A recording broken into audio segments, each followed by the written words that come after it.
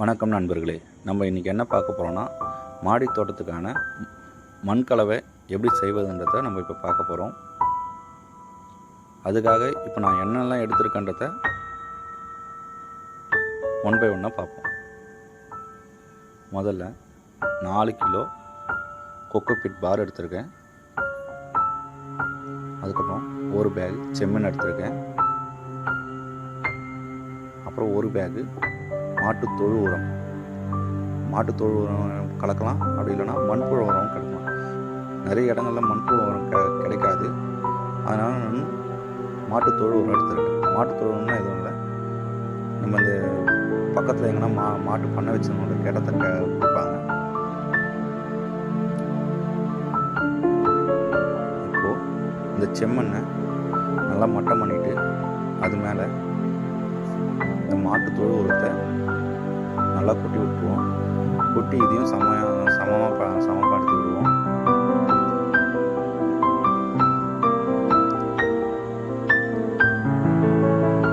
இது நம்ம பக்கத்தில் இருக்க மாட்டு பண்ணையிலேருந்து எடுத்துகிட்டு வந்ததுனால கொஞ்சம் மண்ணெல்லாம் களிமண்ணாக இருந்தது. அதெல்லாம் எடுத்துகிட்டு வெறும் மண்புழு தொழு உரத்தை மட்டும் நல்லா மிக்ஸ் பண்ணிகிட்டு இருக்கோம். இது நல்லா மட்டம் பண்ண பிறகு நம்ம ஏற்கனவே ஊற வச்ச கொக்கோபிட் பார், அது ஒரு கட்டியை ஊற வச்ச நல்லா ஒரு 20 கிலோ 20 கேஜிக்கு மேலே நமக்கு இந்த மாதிரி உதிரியாக கிடைக்கும். இதையும் நல்லா சமப்படுத்தி விட்டுட்டு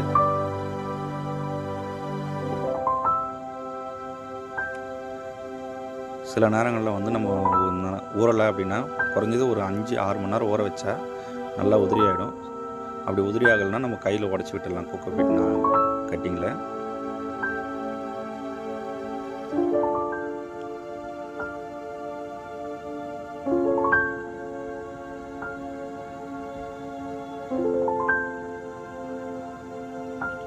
நல்லா சமப்படுத்திட்ட பிறகு இதை கூட ஒரு 2 கிலோ வேப்ப முன்னாக்கு.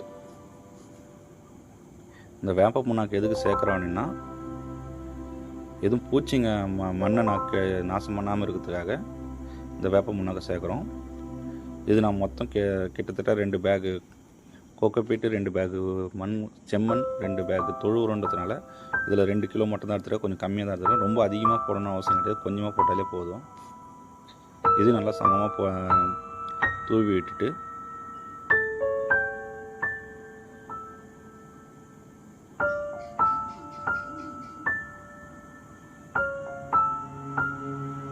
இது ஏன் ஒன்று மேலே ஒன்றா போடுறோம் அப்படின்னாக்கா, அப்போ தான் நிறையா நல்லா கலக்க முடியும், நல்லா மிக்சிங் ஆகும். இப்போ கீழே செம்மண் இருக்குது, அதுக்கு மேலே மண்புழு இருக்குது. அதுக்கப்புறம் பார்த்திங்கன்னா தேங்காய் நார் கழிவு, அது கொக்கோபிட் தூள், அதுக்கப்புறம் வேப்ப முன்னாக்கு. இப்போ இது மாதிரி கலக்கும்போது ஒன்று மேலே ஒன்று மிக்ஸ்அப் ஆகி நல்ல சூப்பரான மண் கலவை நமக்கு இப்போ கிடைக்கும்.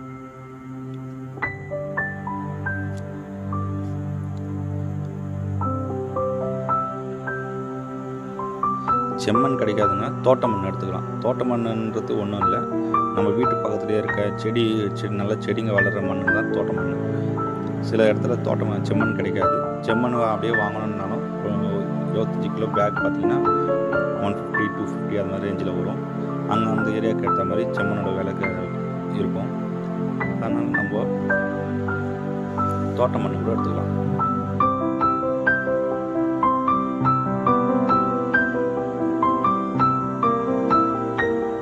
இப்போ இதை ஒரு முறை கலந்துட்டோம். இப்போ இது இன்னும் கட்டியாக இருக்கிறத நல்லா தூளாக்கி விடுவோம்.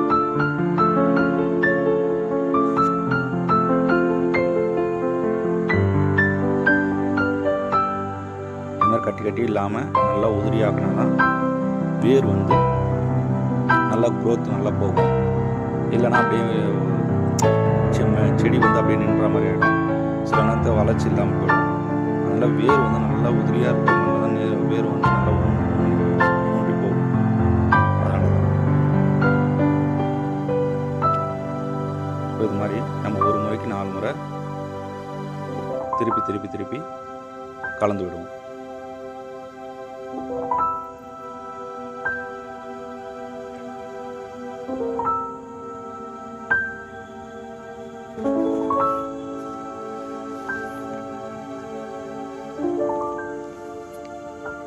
க்ரோ பேக் வந்து ஆன்லைன்லேயே கிடைக்கும். க்ரோ பேக் வந்து ஒரு க்ரோ பேக் வந்து 12 காய்கறி வளர்க்குறோம் அப்படின்னாக்கா 12க்கு 12 க்ரோ பேக்கும், பூச்செடி அது மாதிரி எதனா வளர்க்குறோம் அப்படின்னாக்கா 9க்கு 9 க்ரோ பேக்கும் யூஸ் பண்ணலாம். இந்த கீரை வகைகள் அது மாதிரினா 6க்கு 15, 6க்கு 20, 6க்கு 25 அந்த மாதிரி அகலமான பையில் கீரை வகைகள் வளர்க்கலாம்.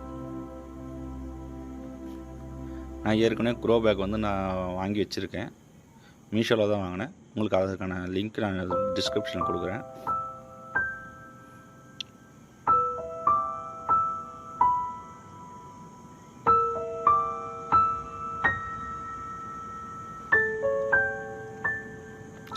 இப்போ நல்லா உதிரியாக ஆகிடுச்சு மண். நீங்களே பார்த்தா தெரியும் எப்படி உதிரியாக இதுவாகிறதுன்றத.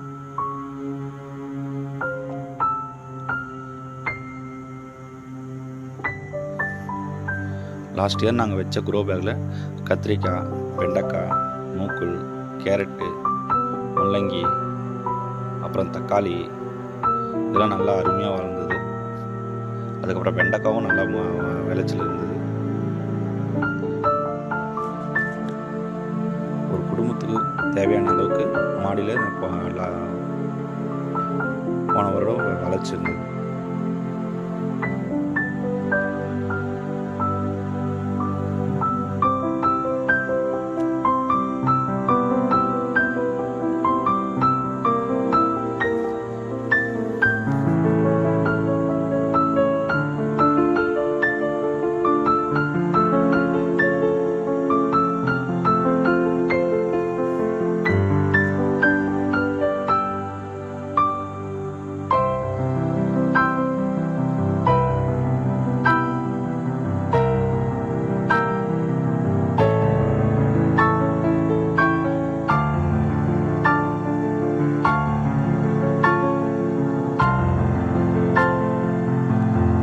ஏற்கனவே கலந்து வச்சது கடைசியாக ஏற்கனவே இருந்த செடியெல்லாம் முடிஞ்சு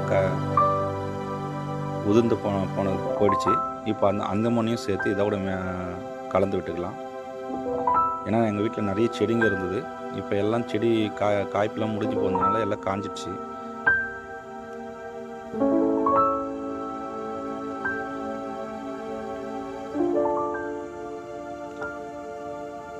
இப்போ அதையும் சேர்த்து ஒரு கலந்துடலாம்.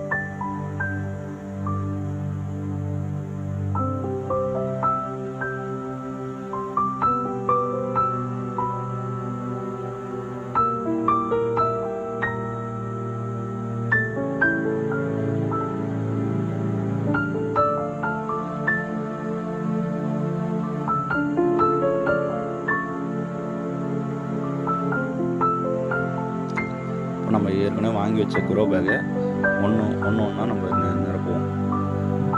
இது எல்லாமே க்ரோபோட சைஸ் பார்த்தீங்கன்னா 12க்கு 12. இதில் எல்லா வகையான காய்கறிகளும் வளர்க்கலாம். ஒரு காய்கறி வளர்க்கறதுக்கான அளவு பார்த்தீங்கன்னா இந்த க்ரோ பேக் வந்து கரெக்டாக இருக்கும்.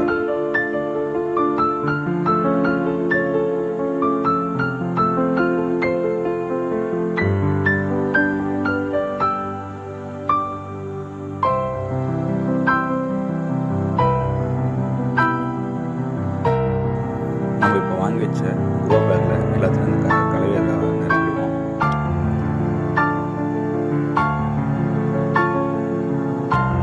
இந்த க்ரோ பேக்கில் கலவை எல்லாத்தையும் கலந்து மிக்ஸ் பண்ணி வச்சவங்களுக்கு இது ஒரு 14 நாளைக்கு அப்படியே விட்டுறணும். தண்ணி ஊற்றி விட்டால் போதும். அப்போ தான் அது வந்து நல்லா ஊறி நல்ல சத்தான மண்ணாக மாறும். அப்போ தான் நம்ம விதை போட்டோன்னே முளைக்கிறதுக்கான நல்ல இதுவாக இருக்கும்.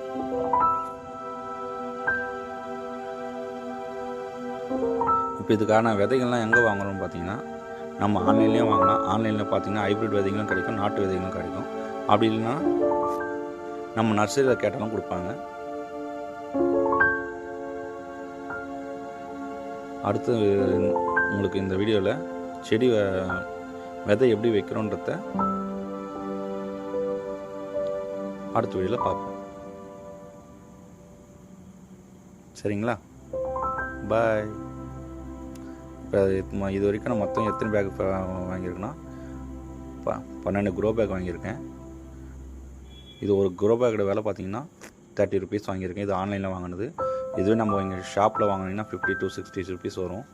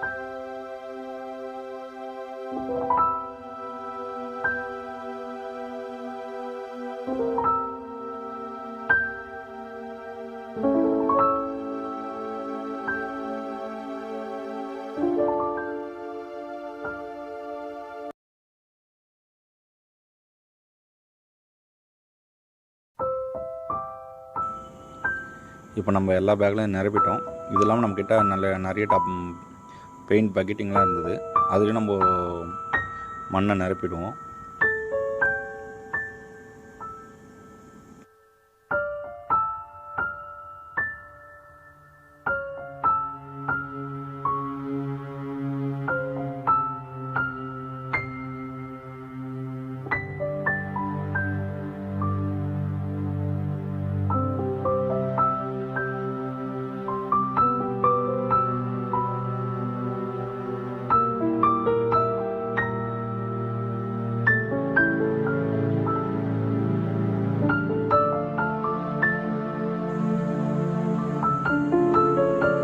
மொத்தம் நிரப்பியாச்சு. இதுக்கப்புறம் இது அப்படியே ஒரு 15 நாளைக்கு அப்படியே விட்டுருவோம்.